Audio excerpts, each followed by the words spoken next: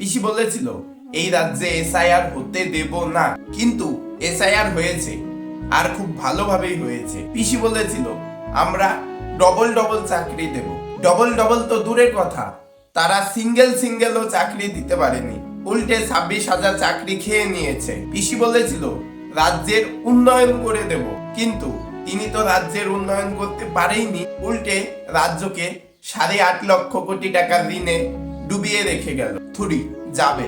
তিনি বলেছিল তিনি রাজ্যে শিল্প এনে দেবে, কিন্তু তিনি সরকারে আসার পর এই 15 বছরে 6,800-র বেশি কোম্পানি রাজ্য ছেড়ে চলে গেছে। এর সাথে আরেকটা কথা যুক্ত করে রাখুন যে পিসি এখন বলছে আমরা 250-এর বেশি সিট নিয়ে 26-এ ক্ষমতায় আসবো। তো বলে রাখি, এইবার আর ক্ষমতায় আসতে হবে না পিসি আপনাকে, ওই হাওয়াই চটির জামানা শেষ। আমি ভোটের ঠিক 2-2.5 মাস আগে ভিডিওটা করে রাখলাম, যে এখন ভিডিওটা দেখছেন মনে রাখবেন সরকার এইবার পাল্টাবেই। ভিডিওটা সেভ করে রাখুন, 2.5 মাস পরে আপনার মনে পড়বে আমার কথাগুলো।